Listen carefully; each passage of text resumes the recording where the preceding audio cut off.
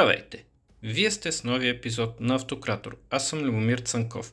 Днес ще разгледаме една много любопитна, но смея да кажа непозната тема в историографията. Англосаксонска Британия може да бъде разгледана като една отделна вселена заради своята история, традиции и език. Въпреки това, те са носители на римската държавна традиция след края на късна античност. Какво означава това? Макар и държавно раздробена на множество варварски държавици, Англосаксонска Британия се опитва да имитира римската държавна традиция. Същото можем да кажем и за военното й дело. След идването на датчани, шведи, норвежци, познати като северни хора или просто викинги, нещата стават още по-пъстри. Британия поема по нов път на развитие след нормандското й завладяване, случило се непосредствено след битката при Хейстингс през 1066 година, начело с херцог Гийом, наричан от неговите английски поданици Уилям.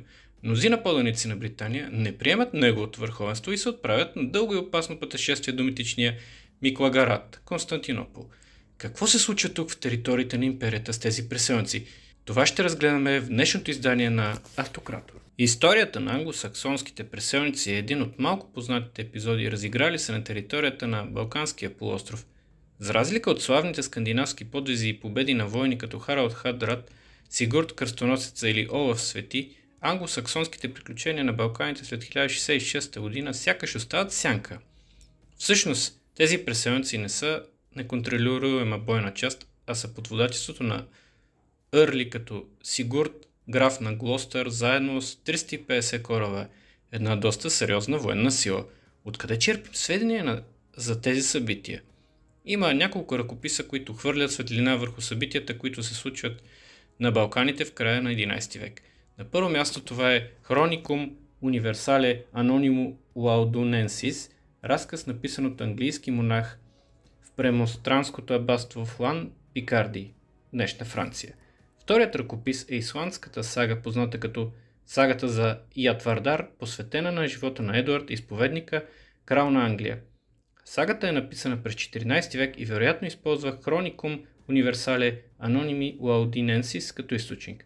Ромеите не споменават нищо за тези събития, въпреки че англосаксонските войни са познати от край време в ромейския двор като смели войни, които се включват в варяжката гвардия. Ромейските извори обикновено наричат скандинавските извори с събирателната дума варяги след 1080 година в Хрисовул от времето на император Никифор III Вутаният. Изрично се наричат ингликини англичани. Англосаксонците напускат родината си, когато се убеждават, че помощ отвън няма да дойде повече. Има се предвид датския крал Свен II, който може да има териториални претенции, защото неговият двойчо Кнут Велики управлява Британия в началото на 11 век. Свен прави вял опит да атакува Уилям през 1069 година, който се проваля. Освен това, Свен приема голяма сума за да изостави англосаксонският си съюзник Едгар Етелинг. Това развитие на събитията на острова кара англосаксонците окончателно да заминат в търсене на късмета си. Първоначално те плават покрай Галисия, Гибралтарския проход и акостират днешна Селта, преземат града, убивайки защитниците му и заграбвайки златото и среброто. Следващите иберийски градове, които са плячкосени от англосаксонците, са днешна Майорка и Менорка, след което се отправят към Сицилия. Докато са в Сицилия, до тях достига вест, че градът на градовете Константинопол е обсаден от езичници. Какво се има предвид под тази вест? Константинопол претърпява множество обсади през цялата си история, които в повечето случаи завършват с неуспех, освен две – през 1204 и 1453. В края на 11 век източната Римска империя, или както самите ромеи наричат държавата си Романия, е силно разклатена. Постоянните варварски набези създават предпоставки за отцепване на големи региони и бунтове. Дори темната организация и нейната армия не е в състояние да спре набезите на печенеги, узи или селджуки. Съдейки по описанието, можем да го свържем с битката при Левунион, при която селджуки и печенеги опитват да превземат столицата. Но тази битка е през 1091 година, а ако се доверим на двата източника, англосаксите пристигат в Константинопол през 1071 година. Те заминават за столицата, за да помогнат на гърците, както ги наричат. Тази обсада много прилича на подобна, но през 8 век, когато сасаниди, авари и славяни се комбинират при неуспешна обсада. печенегите и селджуките са отблъснати, поне за сега. Какво друго обяснение можем да дадем в разминаването на датите? Изглежда напълно логично да е имало няколко вълни нападения, както и няколко вълни на пристигащи англосаксонци. Ромейският император Алексей I Комнин, наричан Кариалакс, няма как да не е доволен от неочакваната помощ, защото той е запознат с бойната слава на англосаксонци и датчани. След победата, ромейският Василевс предлага дългосрочна служба на всички тях, като негови лични телохранители, т.е. да станат част от варяжката гвардия. Защото не е добра идея една толкова голяма военна сила да седи без контрол или в близост до столицата, без да са под пряко подчинение на Василевса. Като типични авантюристи, англосаксонците приемат да преминат на служба при императора. Не всички са толкова ентусиазирани от ромейското предложение. Самият Ерол Сигурд бленува за своя земя, свое царство, което да управлява до старини. Затова Сигурд моли императора да им даде плодородна земя. Алексий I Комнин им разказва за една далечна земя, намираща се на североизток от Константинопол, която преди била владение на ромеите, но сега се управлява от езичници.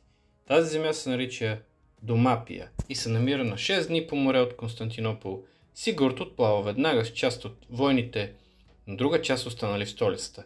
Той пристига в тези земи, но разбира се, там живеят народи, срещу които трябва да воюва. Изворите споменават, че той успява да отвоюва тези земи от тях и кръщава земята Нова Англия, като дори има градове наречени Лондон и Йорк. Т.е. споменават за далечната родина е все още жива. Къде всъщност се намира тази земя, наречена Нова Англия? Тук има редица теории, които се опират на различни доказателства, като се започва от лингвистични и се стигне до археологически находки. Една теория на учените Разван Теодорески и книжни Сигар твърдят, че Нова Англия трябва да се търси в делтата на река Дунав, или по-точно бившата римска провинция Малка Скития. Теорията се опира на това, че заради името на река Дунав, познат от латинските ръкописи, българската историография в лицето на Василка Тъпкова-Заимова поставя началото на изследването на англосаксонските поселения по родните ни земи със своя труд Долни Дунав, гранична зона на Византийския запад. Подобно на румънските си колеги, и българските твърдят, че Нова Англия е делтата на река Дунав. За съжаление, единственото сериозно доказателство, което говори в полза на тази теория, е големият брой археологически находки на варяжки оръжия в североизточна България, което може да се смята като податка към английско присъствие по нашите земи. Откриват се множество бойни брадви в североизточна България, а както знаем, бойната брадва е основното им оръжие. Някои учени, като руски археолог Кирпичников, смятат, че тези оръжия трябва да се свържат с походите на киевския княз Светослав. Други учени, като Джонатан Шепард, твърди, че Нова Англия се намира в Кримския полуостров около Азовско море. Неговата теория се основава на топоними от селища в днешна Украйна. Английският учен черпи тези сведения от стари генуезски карти, където се споменават градове като Лондина и Варандиго. Какво се случва с Нова Англия? Останалите англосаксонци в столицата заминават при своите събратя в Нова Англия заради един инцидент, при който практорите на Алексий Комнин са изпратени при англосаксонците да съберат годишните данъци и са убити.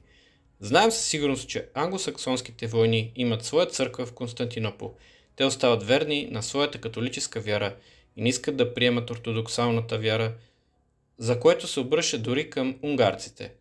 Вероятно, спомага и постепенното влошаване на латино-ромейските отношения в религиозен, а по-късно и политически аспект. Подобно на много западни народи, англичаните трябва да са имали своя колония в столицата, която оцелява до превземане на столицата от кръстоносците през 1204 година.